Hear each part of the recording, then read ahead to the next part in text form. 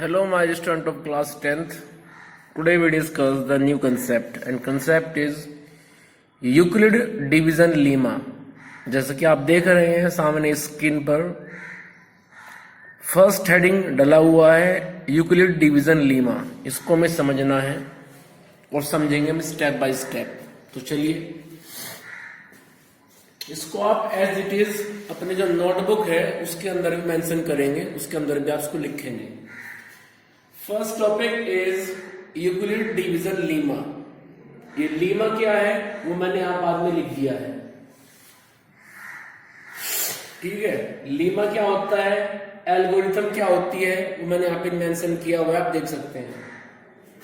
Euclid division Lima इसमें क्या होता है, आपको हमने जो प्रीवियस वीडियो थी उनमें सिखाया था कि भाई HCF और LCM कैसे लेते हैं, ठीक है। तो HCF LCM लेने के लिए आपने क्लास 10th में जो मेथड यूज किया है उसको हमने नाम दिया था with the help of prime factorisation. आपको याद भी होगा जब हम HCF निकाल रहे थे तो हम अपने दिए हुए इंटीजर्स की, दिए हुए पॉजिटिव इंटीजर्स के प्राइम फैक्टर कर रहे थे।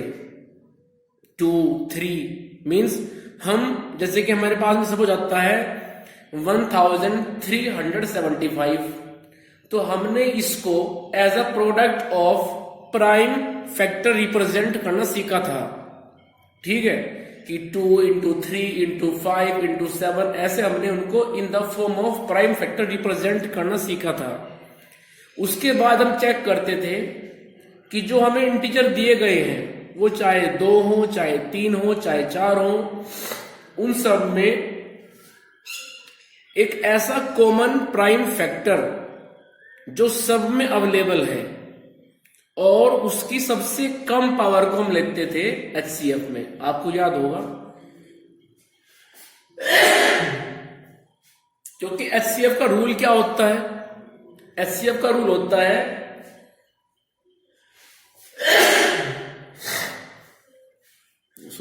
HCF का रूल होता है HCF का रूल होता है product of the common prime factor, product of common prime factor with minimum power. तो हमने आपको बताया भी था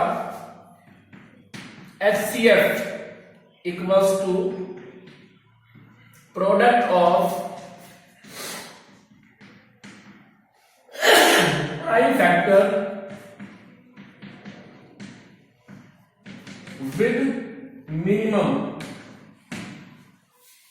पावर। ये क्लास 10th में आप यूज करते हैं मेथड HCF निकालने के लिए, ठीक है। लेकिन जब हम बात करते हैं LCM की तो LCM जस्ट इसके अपोजिट होता है। LCM की डेफिनेशन में प्रोडक्ट भी आएगा ऑफ, यहां पे एक वर्ड मिस हो गया, कॉमन,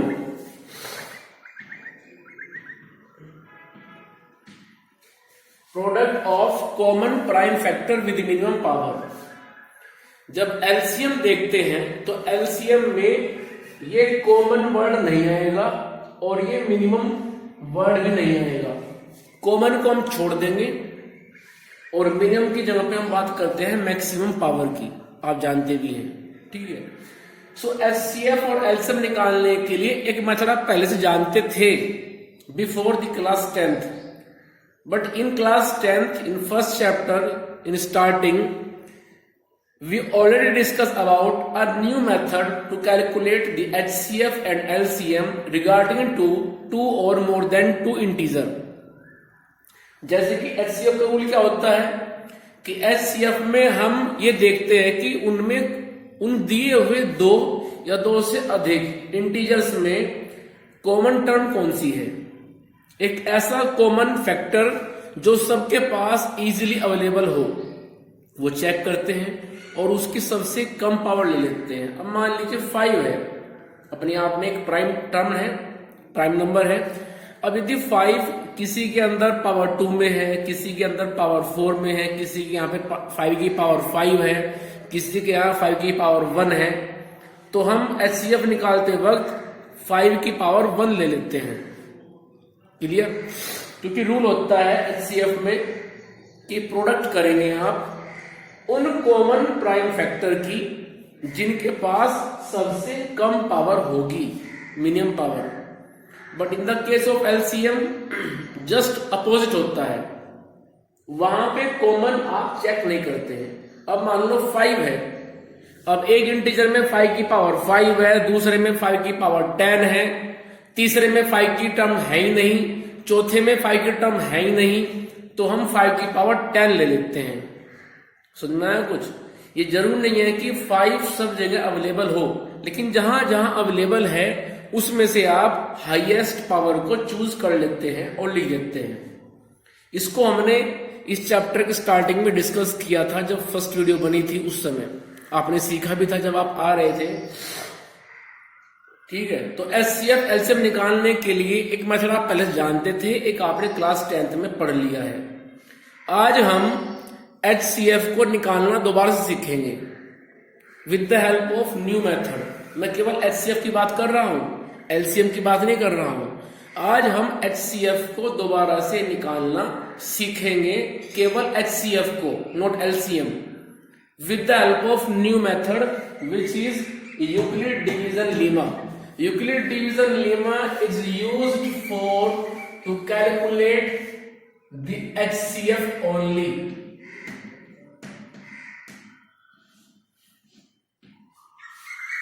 यूक्लिड डिवीजन लीमा को हम केवल HCF निकालने के लिए यूज करते हैं, और इसका प्रोसीजर क्या होता है मैं एग्जांपल लेके चलूंगा, आपको समझाऊंगा। अभी थोड़ा आप ध्यान दें थ्योरी में, आपको जो लिखनी भी है इसको याद भी करना है, एग्जाम में कई बार पूछ लेते हैं 1 और 2 मार्क्स में। Define Euclid division Lima. Clear? तो चलिए, given positive integer A and B, जरा यहां पे ध्यान दो। देखो, जब आप किसी इंटीजर को डिवाइड करते हैं, शायद आपने ध्यान नहीं दिया होगा आज तक, बट आप ध्यान दीजिए, क्लास 10th में आप आ चुके हैं। जो हम डिवाइड करते हैं यहाँ पे हमेशा एक पॉजिटिव नंबर को डिवाइड करते हैं, और जब डिवाइड करते हैं उसको तो पॉजिटिव नंबर से ही करते हैं। It means we can say that divisor and dividend both should be positive. जैसे 4 को डिवाइड करते हैं 2 से, 16 को डिवाइड करते हैं 2 से। क्या आपने कभी अब आज तक डिवाइड किया है -1351 को 3 से? नहीं किया है। हमेशा हम पॉजिटिव ही लेके चलते हैं, डिविडेंड और डिविजर दोनों को, जिसको डिवाइड कर रहे हैं वो भी और जिससे डिवाइड कर रहे हैं वो भी। Means according to the rule, or we can say according to the division lemma, dividend and divisor should be positive. So this is first statement of this Euclid division lemma.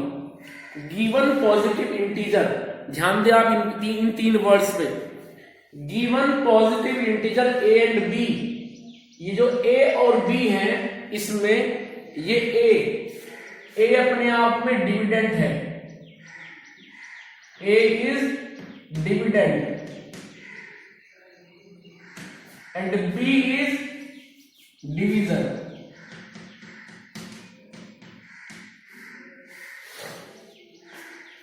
तो यहां पे dividend और divisor दोनों को positive कहा गया है, उनको दोनों को पॉजिटिव लेके चलेंगे आप। ऐसा नहीं है कि आपने कहा कि सर हम डिवाइड कर रहे हैं 3051 को -2 से, ऐसा नहीं होगा। आप किसी को माइनस से डिवाइड नहीं कर सकते। यहां का रूल है कि डिविडेंड और डिविजर दोनों पॉजिटिव होने चाहिए। चलिए, given positive integer A and B where A is dividend, मैंने ऊपर लिख भी दिया है, A is dividend, B is divisor, there exist, तो तब वहां पे एग्जिस्ट करेंगे 2 इंटीजर और, वो कौन कौन? कोसेंट और रिमाइंडर। आप जानते हैं कि जब हम किसी डिविडेंड को डिविजन से डिवाइड करेंगे तो वहां पे ऑलरेडी एग्जिस्ट करेगा कोशेंट और रिमाइंडर। जैसे अब 17 को आप डिवाइड कर रहे हैं 2 से, इट मींस जब 17 को डिवाइड करेंगे आप 2 से तो कोशेंट बनेगा वहां पे 8 और 1 बनेगा आपका रिमाइंडर। 2 8 जा 16, ठीक है। सो whenever you have a dividend and divisor and that should be positive, then there exists automatically, तब वहां पे एग्जिस्ट करेगा एक unique integer Q and R। Q is quotient, R is remainder, जो सेटिस्फाई करेगा इस बात को। और ये बात कहां से आई है, इस बात को आप जानते हैं कैसे? आइए जरा, जब आप डिवाइड करेंगे B से A को, जब आप डिवाइड करेंगे B से A को, means A is dividend, B is divisor, तो तब वहां पे मिलेगा आपको एक कोशेंट और आपका बचेगा फिर वहां पे रिमाइंडर R। तो आप जानते हैं ये बात बचपन से कि dividend equals to, means A equals to divisor into quotient plus remainder. So we can write A equals to BQ plus R। Clear? चलिए, तो यूक्लिड डिवीजन लेना अपने आप में इतना हार्ड नहीं है, आपने समझ लिया।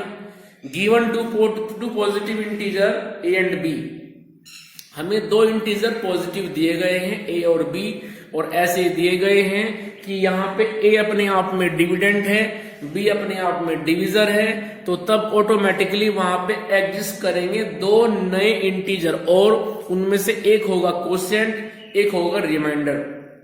क्लियर? रिमाइंडर में भी 0 1 2 3 एंड सो ऑन। क्लियर? चलिए, तो मैंने इस बात को डायग्राम की हेल्प से लिख दिया है कि A को डिवाइड करेंगे B से, A डिविडेंड है, B डिविजर है, Q कोशेंट है, R रिमाइंडर है। तो तब आप लिख सकते हैं कि dividend means A equals to divisor into quotient plus remainder, means A equals to BQ plus R। लेकिन यहां पे एक कंडीशन है, वो कंडीशन क्या है जरा आप ध्यान दीजिए इस बात पे। कंडीशन ये है कि जो रिमाइंडर है वो 0 से बड़ा या फिर 0, और B या फिर B से कम होना चाहिए। ऐसा क्यों है जरा सोचिए। रिमाइंडर के बारे में कंडीशन कहां से अप्लाई हो गई कि वो 0 से B के बीच में होना चाहिए या फिर मैक्सिमम B मिनिमम 0 होना चाहिए? वो इसलिए, देखो जब आप डिवाइड कर रहे हैं 2 से 17 को, जरा एग्जांपल लेके चलिए अपने माइंड में ये, तो आप क्या करेंगे? आप करेंगे 2 8 जा 16 और रिमाइंडर बचेगा 1। 2 से आप डिवाइड कर रहे हैं 17 को, 2 8 जा 16, रिमाइंडर बचा 1। ये प्रोसेस आप यहां पे स्टॉप कर देंगे। क्यों किया आपने स्टॉप? क्योंकि आपका रिमाइंडर फिलहाल 2 से कम है। यदि ये 2 होता, 4 होता, 6 होता तो आप आगे चलते। 2 2 जा 4, 2 3 जा 6, 2 4 जा 8, ऐसे आप चलते। लेकिन अभी आप रुके हैं क्योंकि आपका रिमाइंडर 2 से कम हो गया। तो जो रिमाइंडर होता है, ये बात अपने दिमाग में आज याद कर ले, समझ ले कि रिमाइंडर जो होता है वो मिनिमम 0 हो सकता है और मैक्सिमम B तक जा सकता है या फिर इससे कम रहेगा जिससे आप डिवाइड कर रहे हैं। लेकिन कभी भी आपका रिमाइंडर जो होता है वो ज्यादा नहीं हो सकता। सुनना है कुछ? आपका रिमाइंडर ज्यादा हो ही नहीं सकता है। यदि आप कहेंगे सर रिमाइंडर मेरे पास 4 है, ठीक है, तो उसको तो फिर मैं 2 2 जा 4 टाइम चला के 0 कर दूंगा। क्लियर? तो ध्यान रहे रिमाइंडर जो होता है आपका वो 0 से और डिविजर के बीच में लाई करता है। It means remainder R lies between 0 to B, minimum 0 maximum B। Clear? अब उसके बाद में आइए जरा आप आगे एन एल्गोरिथम। एल्गोरिथम क्या होता है?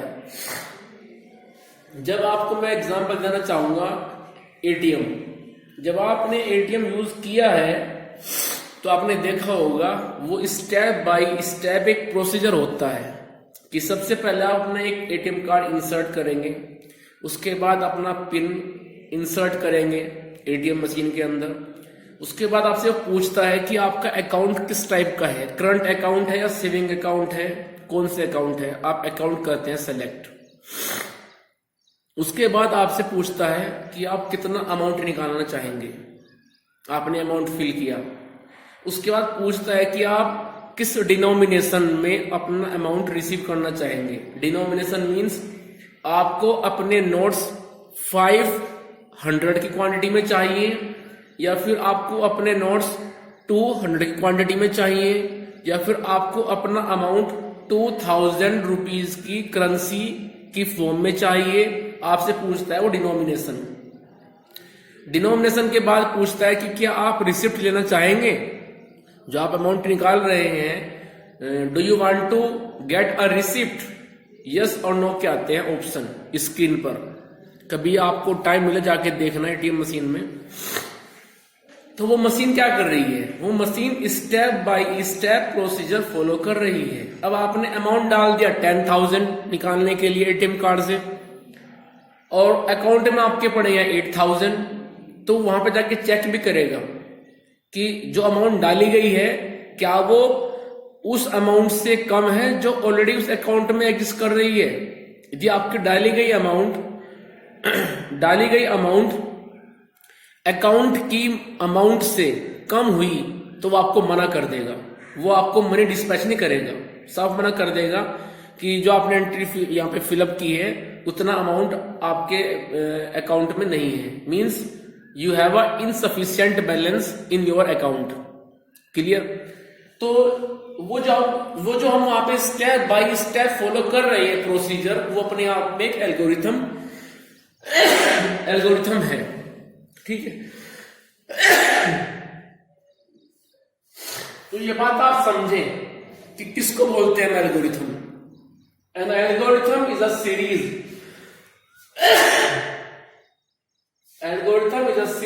of well-defined steps which gives a procedure for solving a type of problem. दरअसल जो एल्गोरिथम है, एल्गोरिथम में स्टेप बाय स्टेप आपको प्रोसीड करना पड़ता है, तब जाकर के आप उस प्रॉब्लम को सोल्व कर पाते हैं। तो ये बात आप ध्यान रखें। An algorithm is a series means one by one, जो आपके सामने एक्टर होते रहते हैं। is a series of well defined। अब well defined का मतलब क्या है, well defined वर्ड का मतलब क्या है। well defined वर्ड का मतलब ये है कि जो अपने आप में अच्छे से डिफाइन है। ठीक है। So algorithm is a series of well-defined steps which gives a procedure, जिससे आपको एक प्रोसीजर मिलता है कि आप उस प्रॉब्लम को सोल्व कर सकें। ठीक है। चलिए आगे चलते हैं, आइए फटाफट।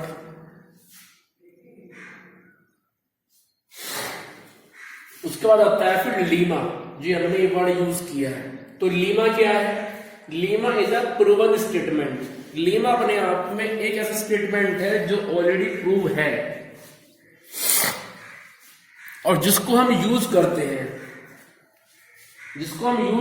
हैं फॉर प्रूविंग अनदर स्टेटमेंट। मतलब लीमा अपने आप में एक ऐसा स्टेटमेंट है जो ऑलरेडी प्रूव्ड है, लेकिन उसको हम किसी अनदर सिचुएशन में, किसी अनदर एग्जाम्पल में, किसी अनदर ऑब्जेक्ट में यूज करते हैं।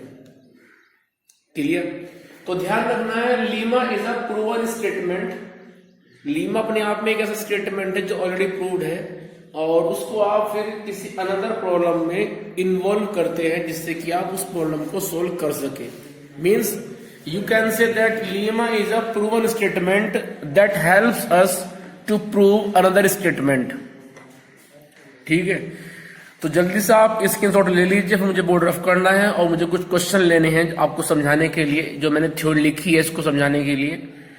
ये थ्योरी आप अपनी नोटबुक में नोट डाउन करेंगे आज, और जो मैं क्वेश्चन दूंगा, जो मैं क्वेश्चन करवाऊंगा, उनको भी आप नोट डाउन करेंगे। तो जल्दी से आप लीजिए स्क्रीनशॉट, मुझे आगे चलना है। जल्दी करें।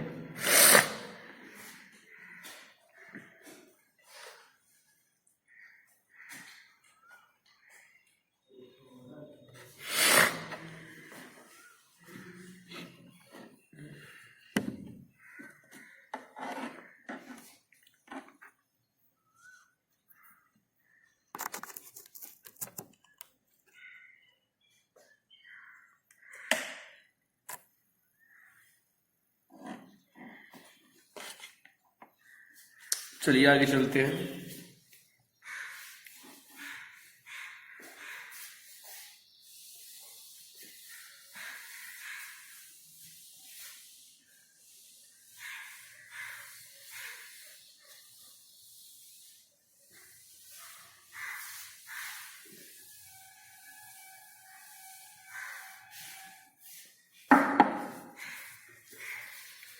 मैं क्वेश्चन लेके चल रहा हूं, इसको आप भी लिखें। और ये क्वेश्चन दिया गया है, इसको मैं स्टार्टिंग से लेके चलता हूं और समझे इसको आप मेरे साथ। क्वेश्चन ये है, यूज यूक्लिड डिवीजन लेमा